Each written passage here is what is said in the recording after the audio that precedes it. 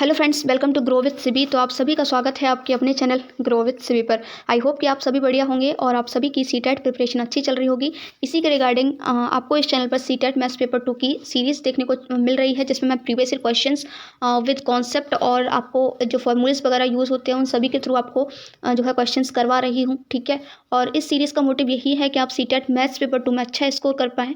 अगर आप इस सीरीज़ को वॉच करते हैं और इसमें जो भी चीज़ें हैं उनको फॉलो करते हैं, उनका रिवीजन करते हैं, तो 100% आप मैथ्स पेपर 2 में बहुत अच्छा स्कोर कर सकते हैं। आपको कुछ अलग से फॉलो करने की ज़रूरत नहीं पड़ेगी। ठीक है, तो देखिए इस सीरीज़ में आज हमारी ये क्लास नंबर 10 है। इससे पहले 9 क्लासेस जो हैं कंप्लीट हो चुकी हैं, तो इसकी मैंने प्लेलिस्ट बना दी है। उस प्लेलिस्ट में आपको जितनी भी क्लासेस हो चुकी हैं वो मिल जाएंगी, प्लस आगे आने वाली जितनी भी क्लासेस होंगी उसी सीरीज़ में ऐड कर दी जाएंगी। ठीक है, तो उसका नाम मैं आपको बता देती हूँ, सीटेट जनवरी 2024 मैथ्स पेपर 2। ठीक है, ये प्लेलिस्ट का नाम है, आप चेकआउट कर सकते हैं। ठीक है, तो आज की वीडियो हम देखने वाले हैं 11 जनवरी 2023। इस दिन जो है आपके सीटेट मैथ्स पेपर 2 में जो भी क्वेश्चंस पूछे गए थे वो सारे क्वेश्चंस आज हम देखने वाले हैं। ठीक है, तो आई होप कि आपको क्लास अच्छी लगेगी। ठीक है, और चैनल पर नए हो तो चैनल को सब्सक्राइब कर लेना सीटेट से रिलेटेड किसी भी ऑथेंटिक अपडेट और क्लासेस के लिए। एंड वीडियो अच्छी लगे तो प्लीज़ एक वीडियो को लाइक जरूर कर देना। तो चलिए क्वेश्चन को स्टार्ट करते हैं। क्वेश्चन नंबर 1 क्या कह रहा है, निम्न में से कौन सा कथन सत्य है, यानी कि which of the following is true.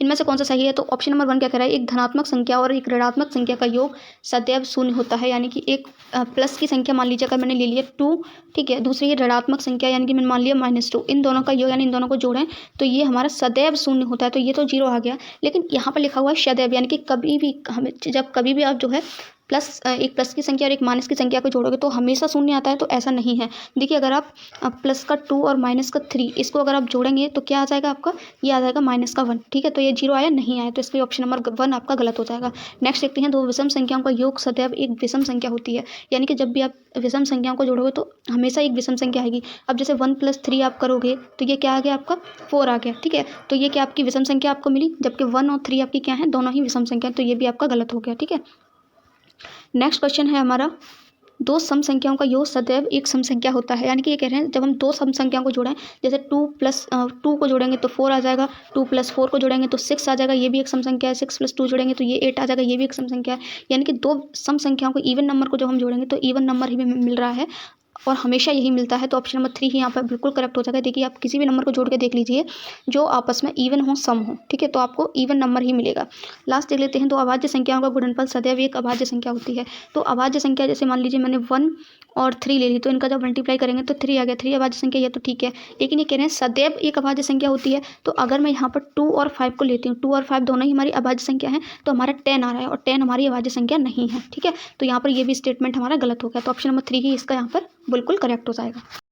Next question है हमारा, संख्याओं 0.515, 0.5, 0.06, 0.52, 0.053 का आरोही क्रम कौन सा है। यानी कि ये जो संख्याएं दे रखी हैं इन्हें हमें आरोही क्रम में लगाना है। उससे पहले मैं आपको बता दूं, दो आपके क्रम होते हैं, एक आरोही क्रम, दूसरा होता है अवरोही क्रम। ठीक है, तो सबसे छोटी संख्या फिर उससे बड़ी संख्या फिर उससे बड़ी संख्या लिखना, ये हमारा होता है आरोही क्रम। ठीक है, इसका जस्ट उल्टा होता है अवरोही क्रम, पहले सबसे बड़ी संख्या फिर उससे छोटी फिर उससे छोटी फिर उससे छोटी। ठीक है, अवरोही में पहले सबसे बड़ी लेते हैं, आरोही में पहले सबसे छोटी लेते हैं। एक बार मैं आपको यहाँ पर एग्जांपल देके दिखा देती हूँ। मैंने रैंडम यहाँ पर कोई संख्या लिख दी है, जैसे कि मैंने यहाँ पर लिख दिया 3, 1, 4, 6, 9। ठीक है, तो आरोही क्रम में मुझे इसको लगाना है, आपसे बोल दिया जाए इनको आरोही क्रम में लगाइए, तो सबसे छोटी संख्या लेंगे हम 1, फिर उससे बड़ी 3, फिर उससे बड़ी 4, फिर उससे बड़ी 6, फिर उससे बड़ी 9, तो ये हमारा आरोही क्रम हो गया। अब आपसे बोल दिया जाए इसको अवरोही क्रम में बनाइए, तो अवरोही क्रम में कैसे लगाओगे, सबसे बड़ी संख्या सबसे बड़ी 9, उससे छोटी संख्या 6, उससे छोटी संख्या 4, उससे छोटी 3, उससे छोटी 1। ठीक है, तो ये हमारा हो गया अवरोही क्रम। आई होप कि ये आपका क्लियर हो गया होगा। अब बस यही चीज़ हमें इन संख्याओं में करनी है, सबसे छोटी संख्या ढूंढनी है, फिर उससे बड़ी फिर उससे बड़ी फिर उससे बड़ी। ठीक है,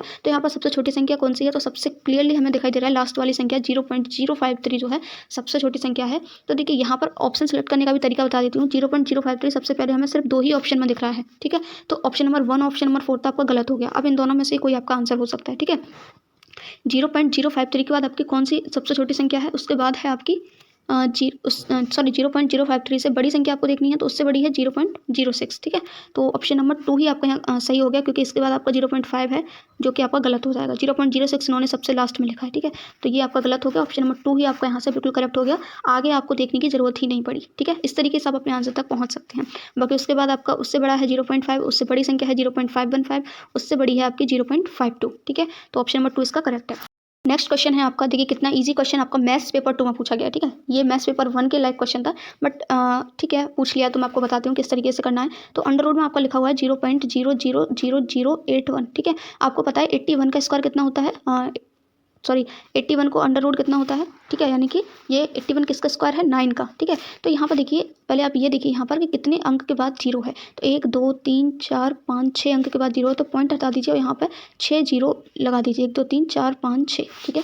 अब आप यहाँ पर लिख सकते हैं 81/10⁶, ठीक है। 81 का स्क्वायर आपका कितना हो जाएगा, अंडर रूट में निकालेंगे तो 9 आ जाएगा, और 10⁻6 का कितना रह जाएगा, 10⁻3 रह जाएगा। यानी कि 9/1000 आपका आ गया, और 9/1000 को हम क्या करेंगे, 1000 से डिवाइड करेंगे तो 3 अंक के बाद आपका 0 लग जाएगा, यानी कि 9 1 2 1 2 3 0.009। तो ऑप्शन नंबर 3 इसका बिल्कुल यहाँ पर बिल्कुल करेक्ट आंसर हो जाएगा। नेक्स्ट क्वेश्चन है आपका 6 की पावर -1 -7 की पावर -1 की होल पावर -1 -2 की पावर -1 -3 की पावर -1 की होल पावर -1 डिवाइडेड -6 की पावर -1 का मान कितना है, यानी कि इसको हमें सॉल्व करना है। और देखिए यहाँ पर सॉल्व करने में कोई दिक्कत नहीं है, सिर्फ जोड़ना घटाना भाग देना है। लेकिन दिक्कत आपको कहाँ है कि ये माइनस देख करके, माइनस की पावर देख करके आप सोच रहे होंगे इस क्वेश्चन को हम कैसे सॉल्व करें। तो देखिए सबसे पहले रिक्वेस्ट मैं आपसे कहूँगी, जो भी लोग न्यू है प्लीज़ इस सीरीज़ को स्टार्टिंग से फॉलो कीजिए, स्टार्टिंग यानी क्लास नंबर 1 से स्टार्ट कीजिए, क्योंकि इस टाइप का क्वेश्चन मैं आपको पहले भी करवा चुकी हूँ, बता चुकी हूँ कि कैसे अगर माइनस की पावर आती है तो आप उसको कैसे लिख सकते हो, ठीक है। यहाँ पर भी मैं आपको बता देती हूँ। तो देखिए 6 की पावर -1 है, यानी कि हम इसको लिख सकते हैं 1/6, क्या लिख सकते हैं 1/6, ठीक है। -7 की पावर -1 को हम क्या लिख सकते हैं 1/7, ठीक है। यानी कि किसी भी नंबर की पावर माइनस हो तो आप उसको जो है अपॉन में लिख सकते हो, ठीक है। यानी कि 1/7 वो पावर जो है प्लस में आ जाती है। अब 1/6 की पावर 1 हो जाएगा, लेकिन 6 की पावर 1 लिखने का क्या मतलब है, क्योंकि 6 की पावर 1 जब हम करेंगे तो उसका मतलब 6 ही रहेगा, ठीक है। यानी कि मान लीजिए अगर आपसे दे दिया जाए 2 की पावर -3, तो आप इसको क्या लिख सकते हो 1/2 की पावर 3। आई होप कि इतना आपके समझ में आ गया होगा। उसको जब हम अपॉन में लिख देते हैं तो जो पावर होती है वो प्लस में हो जाती है, ठीक है। और प्लस की पावर को सॉल्व आप करना जानते हैं, ठीक है। तो यहाँ पर ये हो गया 1/6 -1/7 की होल पावर -1, ठीक है। -2 की पावर -1 को 1/2 लिख सकते हैं, माइनस का 1/3 लिख देंगे, इसकी होल पावर आ जाएगी -1। डिवाइड में कितना आ जाएगा, तो -6 की पावर -1 है, तो ये आपका हो जाएगा माइनस का 1/6, ठीक है। इसको सॉल्व कर लेते हैं तो 7 6 आपका हो गया 42, 7 एकम 7 और 6 एकम -6 एकम 6, यानी कि 7 में से 6 जाएगा आपका 1 आ जाएगा, 1/42 की पावर -1 माइनस। इसी तरीके से इसको सॉल्व करेंगे तो 3 दूनी आपका हो गया 6, 3 में से 2 जाएगा आपका 1, यानी कि 1/6 की पावर -1 डिवाइड में आपका कितना आ जाएगा माइनस का 1/6, ठीक। इसको सॉल्व करेंगे तो 1/42 की पावर -1 है, इसको देखिए उल्टा भी कर सकते हैं, तो इसको हम क्या लिख सकते हैं 42, ठीक है। माइनस इसको क्या लिख सकते हैं 6, ये डिवाइड में है, इसको मल्टीप्लाई में हम क्या लिखेंगे, इसको मल्टीप्लाई में हम लिख सकते हैं माइनस का 6, ठीक है। अब आपके पास क्या बचा 42, माइनस माइनस प्लस हो जाएगा, 6 6 आपका 36 हो गया, 42 और 36 कितना हो जाएगा, 6 और 2 8, 4 और 3 7, 78 जो है इसका करेक्ट आंसर हो जाएगा। तो देख लेते हैं कौन सा ऑप्शन में है, ऑप्शन नंबर 4 इसका यहाँ पे बिल्कुल करेक्ट हो जाएगा। नेक्स्ट क्वेश्चन जो आपके एग्जाम में पूछा गया, यदि 400 का 60% प्लस 280 का के परसेंट इक्वल टू 296 है, तो के का मान क्या होगा। के की वैल्यू निकालनी है, सिंपल, ठीक है। तो इसको सॉल्व कर लेते हैं। 400 का मतलब होता है मल्टीप्लाई इंटू 60, परसेंट का मतलब होता है नीचे 100 आ जाना, ठीक है, प्लस 280 का इंटू आ जाएगा के प्रतिशत, तो यहाँ के आ गया, अपॉन में आपका 100 आ जाएगा, इक्वल टू 296, ठीक है। यहाँ तक आई होप कि कोई दिक्कत नहीं होगी। 0 से 0 काट देंगे, यहाँ एक 0 से 0 काट देंगे, इसका मल्टीप्लाई कर देंगे तो ये आपको आ जाएगा 6 चौक 24, 1 0 240, ठीक है। प्लस यहाँ पर देखिए 0 से आपको एक 0 कट जाएगा, और 10 से इसको काटेंगे तो ये 10 से इसमें डिवाइड कर देते हैं तो ये 2.8 हो जाएगा, 2.8 के इक्वल टू 296, ये आपका हो जाएगा 2.8 के इक्वल्स टू 296, 240 इधर जाएगा, माइनस का हो जाएगा, माइनस का 240 इक्वल्स टू 6, 9 में से 4 गया आपका 5, ठीक है। ये आपका आ गया 2.8 के इक्वल्स टू 56, ठीक। के इक्वल्स टू क्या हो जाएगा 56/2.8, ठीक। पॉइंट हटाएंगे, ऊपर एक 0 लग जाएगा, 28 शून्य आपका क्या होता है 56, ठीक है। तो 28 शून्य 56, एक 0, यानी कि के इक्वल्स टू आपका आ गया 20, और यही हमसे पूछा था। तो ऑप्शन नंबर 2 आपका यहाँ पर बिल्कुल करेक्ट हो जाएगा। देखिए कितना इजी क्वेश्चन पूछा गया है आपसे, इसमें आपका कुछ नहीं है, सिर्फ आपको जोड़ना है और घटाना है, ठीक है। तो यहाँ पर ये जो संख्या दी हुई है ये तथा इसमें से ये वाली संख्या प्लस ये वाली संख्या के योग में से इन दोनों को जोड़ करके इसको घटाना है। तो ये बताना है इसको घटाने पर जो है इन दोनों संख्या को जोड़ने के बाद इसमें से घटाने पर आपको क्या मिलेगा वो आपको यहाँ पर बताना है, ठीक है। बहुत सिंपल है, पहले इन दोनों को जोड़ लेते हैं। तो 4a - 7 है, ये तो लिखा हुआ है, लेकिन इस ब्रैकेट को हमें सॉल्व करना पड़ेगा, ठीक है। तो सॉल्व कर लेते हैं, 4a - 7ab माइनस का 4b माइनस 5, इसको मैंने सेम लिख दिया। इनको जोड़ना है तो प्लस का लगा देते हैं। ए का बी में मल्टीप्लाई करेंगे तो ये हो जाएगा प्लस AB, ए का -4 में करेंगे तो माइनस का 4A, ठीक है। फिर प्लस 3B और माइनस का 4 तिया 12, ठीक है। इनको जोड़ लिया। अब देखते हैं कुछ कट रहा हो तो आप काट सकते हो। और देखिए यहाँ पर 4A है, यहाँ पर 4A है, प्लस का माइनस का ये कट जाएगा, ठीक है। ए भी आपका यहाँ पर 7 है और यहाँ पर एक A है तो ये घट जाएगा, आपको कितना रह जाएगा, माइनस का 6AB रह जाएगा। 4B है, ये आपका 3B है तो 4B में से 3B जाएगा, माइनस का ओनली 1B बचेगा। 12 और 5 आपका कितना हो जाएगा, आपका 17 हो जाएगा माइनस का, ठीक है। तो ये आपके पास बचा। इसको सॉर्ट आउट करने के बाद अब क्या करें, इसमें से आपको 12A माइनस 9AB माइनस 2 घटाना है, ठीक है। तो इसको घटाएंगे तो ये सारे साइन इसके चेंज हो जाएंगे। देखिए यहाँ पे आ जाएगा माइनस का 12A प्लस का 9AB और प्लस का 2, ठीक है। माइनस का 6AB और प्लस का 9AB, 9 में से 3 जाएगा, आपका कितना बचेगा, सॉरी 6 जाएगा, कितना बचेगा 3AB, ठीक है। फिर आपका देखिए यहाँ पर माइनस को 12A आपका ऐसा ही रहेगा, ठीक। और माइनस का B बचेगा, 17 में से 2 जाएगा, आपका माइनस का 15, यानी कि ये आपके पास बचा 3AB minus 12A minus B minus 15। तो देखिए ऐसा कहाँ पर है, माइनस 12A, ये तो इसमें नहीं है। माइनस का 12A प्लस का 3AB माइनस का B माइनस 15, यानी कि ऑप्शन नंबर 3 आपका यहाँ पर बिल्कुल करेक्ट हो जाएगा, ऑप्शन नंबर 3, ठीक है। नेक्स्ट क्वेश्चन, यदि एक जैसे 4 पाइप 2 घंटे 15 मिनट में एक टैंक को भर सकते हैं तो उसी प्रकार के 5 पाइप उस टैंक को भरने में कितना समय लगाएंगे। बहुत ईजी क्वेश्चन होता है, इस टाइप का क्वेश्चन मैं आपको करवा चुकी हूँ, ठीक है। तो देखिए यहाँ पर 4 पाइप हैं, ठीक है। वो कितना समय ले रहे हैं, 2 घंटे 15 मिनट, ठीक है। तो यहाँ पर देखिए 2 घंटे 15 मिनट है, इसको हम सारा मिनट में चेंज कर लेते हैं, ठीक है। देखिए आंसर आपका घंटा मिनट में है तो उसको हम बाद में चेंज कर लेंगे, लेकिन पहले इसको चेंज करके कैलकुलेशन ईजी हो जाएगा, ठीक है। तो यहाँ पर देखिए 1 घंटे में आपका कितना मिनट होता है, 1 आवर इक्वल्स टू 60 मिनट, ठीक है। तो 2 घंटे को 60 मिनट में चेंज करेंगे तो 2 से मल्टीप्लाई कर देंगे, 6 2 इंटू 2, ठीक है। कितना आ जाएगा, 120 मिनट। 120 मिनट ये, 15 मिनट ये, तो आपका 120 और 15 कितना हो जाएगा, 135 मिनट, ठीक है। तो 135 मिनट का टाइम लग रहा है, तो 4 इंटू 135 इक्वल्स टू, फिर क्या कह रहा है, उसी प्रकार के 5 पाइप, तो 5 पाइप जो है कितना समय लगाएंगे, तो T हमने समय को मान लिया, यही हमें सॉल्व करना है। तो देखिए 5 से इसको कितनी बार कट करेंगे, 5 दूनी 10, 3 5 7 35, ठीक है। ये आप इसको मल्टीप्लाई कर दीजिए तो 4 7 28, 2 4 दूनी 8 9 10, यानी कि 108 मिनट जो है उसको लगेंगे अगर 5 पाइप जो है एक साथ उस टैंक को भरने लगेंगे। तो 108 मिनट को जो हम चेंज कर लेते हैं घंटे में, तो 108 मिनट में कितने घंटे होते हैं, 60 से कर देंगे डिवाइड, ठीक है। तो 60 से डिवाइड करेंगे तो कितना आ जाएगा, यहाँ पर 108 लिख देते हैं। 60 से एक बार जाएगा पहले, तो 60 एकम 60 हो गया आपका, 8 में 8 आ गया, 10 में से 6 गया, 4 आ गया। पॉइंट लगाएंगे, सॉरी पॉइंट लगाने की आपको ज़रूरत नहीं है, ये आपका हो गया 1 घंटा 48 मिनट, ठीक है। 1 घंटा 48 मिनट, यानी कि ऑप्शन नंबर जो आपका 2 है वो यहाँ पर बिल्कुल करेक्ट हो जाएगा। क्वेश्चन है आपका, किसी कक्षा में लड़कों और लड़कियों की संख्याओं में अनुपात 2:3 है, ठीक है। जब 3 लड़के कक्षा छोड़ देते हैं और 3 लड़कियां कक्षा में प्रवेश लेती हैं तो यह रेशियो 3:7 हो जाता है। प्रारंभ में कक्षा में कितनी लड़कियां थीं। तो बहुत तुझे देखिए स्टार्टिंग में आपको कितनी लड़के और लड़कियां दे रखी हैं, हमने मान लिया x, ठीक है। लड़के कितने हैं, बॉयज़ b लिख देती हूँ मैं शॉर्ट में, बॉयज़ हैं आपके 2x और गर्ल्स हैं आपकी 3x, ठीक है। यही तो दे रखा है रेशियो 3x, ठीक है। अब ये क्या कह रहे हैं, जब 3 लड़के कक्षा छोड़ देते हैं, यानी कि 2x में से 3 आप घटा दीजिए तो -3, और 3 नई लड़कियां कक्षा में प्रवेश लेती हैं, यानी कि 3 नई लड़कियों ने कक्षा में प्रवेश लिया, 3x + 3 लड़कियों को जोड़ देंगे, है ना। तो यह रेशियो 3:7 हो जाता है। तो इक्वल्स टू में ये रेशियो आपका कितना हो गया, 3:7, ठीक है। इसको जस्ट सॉल्व कर लेंगे तो आपको x की वैल्यू मिल जाएगी, और x की वैल्यू जो हम यहाँ पर लगा करके लड़कियों की संख्या निकाल सकते हैं। तो इसको सॉल्व कर लेते हैं। इसके लिए क्रॉस मल्टीप्लाई करेंगे, 7 दूनी आपको हो गया 14x माइनस का 7 21 इक्वल्स टू 3 3 9x प्लस 3 3 आपका हो जाएगा 9, ठीक है। 14 में से 9 जाएगा आपका 5x आ जाएगा, और 9 और 21 आपका कितना हो जाएगा 30, ठीक है। यानी x की वैल्यू आपकी आ गई 6, 6 पंजे आपका 30, x = 6 आ गया है। और पूछा गया है प्रारंभ में कक्षा में कितनी लड़कियां, गर्ल्स पूछी हैं, तो हमने गर्ल्स को माना था 3x, तो 3 × 6 करेंगे तो आपका आ जाएगा 18, यानी कि ऑप्शन नंबर 4 इसका बिल्कुल करेक्ट हो जाएगा। किसी चतुर्भुज के कोण 5 4 6 के रेशियो में है, इस चतुर्भुज के सबसे छोटे और सबसे बड़े कोण का योग कितना है। तो देखिए इसके लिए मैंने आपको एक प्रॉपर्टी बताई थी कि चतुर्भुज के चारों कोणों का योग कितना होता है, 360 डिग्री होता है, ठीक है। और त्रिभुज के कितना होता है, त्रिभुज के तीनों कोणों का योग कितना होता है, 180 डिग्री होता है। ये क्वेश्चन आपसे चतुर्भुज का पूछा है, ऐसा ही सेम क्वेश्चन आपसे त्रिभुज के बारे में भी पूछ सकता है, और पूछा हुआ भी है, ठीक है। मोस्ट इंपॉर्टेंट क्वेश्चन है ये, और बहुत ईजी होता है, ठीक है। अब ये देखिए हमें कोण दे रखे हैं, और ऑलरेडी हमें पता है कि चारों कोणों का योग 360 होता है। तो हमने पहला कोण मान लिया 3x, दूसरा मान लिया 5x, तीसरा मान लिया हमने 4x, और चौथा हमने मान लिया 6x। इक्वल्स टू कितना हो जाएगा, सभी कोणों का योग 360 डिग्री, ठीक है।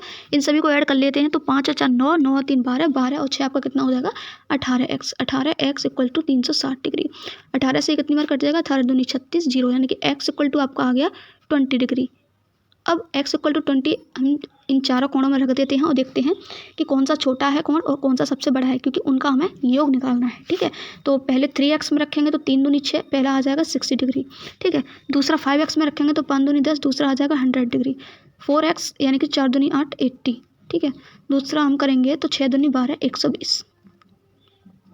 ठीक है, यानी आपके पास आ गए 60 डिग्री, 100 डिग्री, 80 डिग्री, 120। यानी सबसे छोटा कौन सा है 60, सबसे बड़ा कौन सा है 120। इन दोनों को ऐड करना है तो 120 प्लस 60 कितना हो जाएगा आपका 0, 6 और 2 8 और 1, यानी कि 180 जो है इसका बिल्कुल करेक्ट आंसर हो जाएगा ऑप्शन नंबर 1। एक बेलन जिसके आधार का व्यास 8 सेंटीमीटर है और ऊंचाई आधार की त्रिज्या की 7/8 है, तो उसका आयतन सेंटीमीटर क्यूब में कितना होगा, यानी कि उसका वॉल्यूम निकालना है हमें बेलन का। पाई इक्वल टू 22/7 दिया है। ठीक है, तो सबसे पहले मैं आपको बता दूं बेलन के आयतन का फॉर्मूला होता है पाई r स्क्वायर h। ये फॉर्मूले आपको याद करने पड़ेंगे तभी आप ऐसे क्वेश्चन कर पाओगे। तो बेलन का आयतन का फॉर्मूला क्या होता है पाई r स्क्वायर h। r यहाँ पर त्रिज्या होती है, h हमारी यहाँ पर ऊंचाई होती है, पाई की वैल्यू 22/7 लेनी है। ठीक है, अब देखिए हमारे पास जो है ना तो r है ना h है, लेकिन r और h के बारे में इन्होंने हमारे यहाँ पर कुछ कहा है, वहाँ से हम RH निकाल सकते हैं। ठीक है, तो उसका व्यास हमें दे रखा है 8 सेंटीमीटर। तो व्यास का मतलब होता है 2r। व्यास जो है त्रिज्या का 2 गुना होता है, तो 2r बराबर हमें दे रखा है 8, तो r हम यहाँ से निकाल सकते हैं कितने आ जाएगा 4 सेंटीमीटर। ठीक है, अब क्या कह रहा है आगे देखिए, ऊंचाई आधार की त्रिज्या की 7/8 है, यानी कि जो ऊंचाई है h वो त्रिज्या यानी कि 4 इसकी क्या है 7/8 है।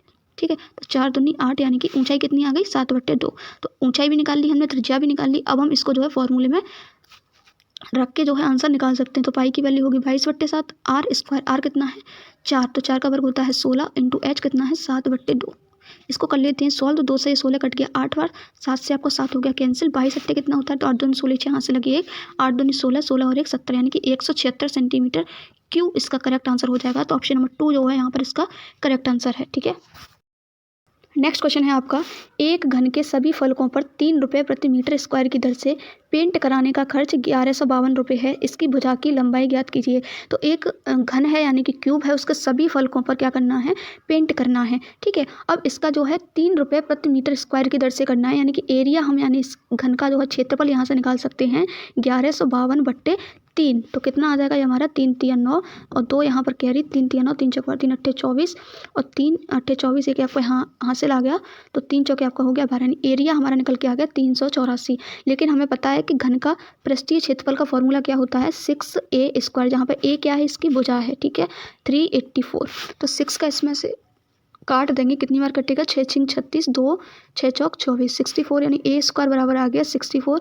तो 64 जो है किसका स्क्वायर होता है 8 का। ठीक है, तो a इक्वल्स टू 8, यानी कि भुजा ही हमें निकालनी थी और जो हमारी आ गई है 8 सेंटीमीटर। तो ऑप्शन नंबर जो आपका 3 है वो यहाँ पर बिल्कुल करेक्ट हो जाएगा। तो इसके लिए आपको पता होना चाहिए कि घन का पृष्ठीय क्षेत्रफल क्या होता है 6a स्क्वायर। क्वेश्चन जो कि आपका हर साल पूछा जाता है। ठीक है, संख्याओं 10 8 2 7 3 8 5 1 का माध्यक यानी कि मीडियन k है। यदि संख्या 10 को संख्या 1 से प्रतिस्थापित कर दिया जाए, प्रतिस्थापित करने का मतलब है 10 की जगह पर 1 रख दिया जाए तो नया माध्यक r आ जाता है। तो k माइनस r का मान ज्ञात कीजिए। बहुत ईजी है। देखिए मीडियन यानी कि माध्यक कैसे निकालते हैं मैं करवा चुकी हूँ आपको। ठीक है, तो माध्यक कैसे निकालते हैं, बीच वाली जो संख्या होती है उसको हम माध्यक बोलते हैं। ठीक है, अब जैसे यहाँ पर हम देखते हैं तो पहले इसके लिए हमें इसको आरोही क्रम में लगाना होता है। तो ये जो संख्या है इनको आरोही क्रम में लगा देते हैं।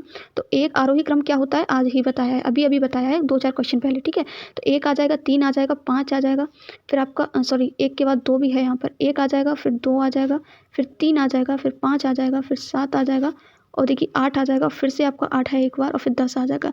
एक बार काउंट कर लेती हूँ, 1 2 3 4 5 6 7 8 नंबर है, 1 2 3 4 5 6 7 8। ठीक है, देखिए आप सारे क्वेश्चंस को वॉच करेंगे तभी आपको चीज़ें समझ में आएंगी, क्योंकि आरोही क्रम में बता चुकी हूँ क्या क्या होता है आरोही क्रम। ठीक है, अब यहाँ पे देखिए इसका माध्यक, माध्यक का मतलब होता है बीच वाली संख्या। जैसे 4 संख्या मैंने इधर ले ली, 4 संख्या मैंने इधर ले ली, बीच में कुछ नहीं बचा, यानी कि 3 3 ले लेते हैं, 3 इधर ले लेते हैं, 3 इधर, बीच में 2 संख्या बची 7 और 5।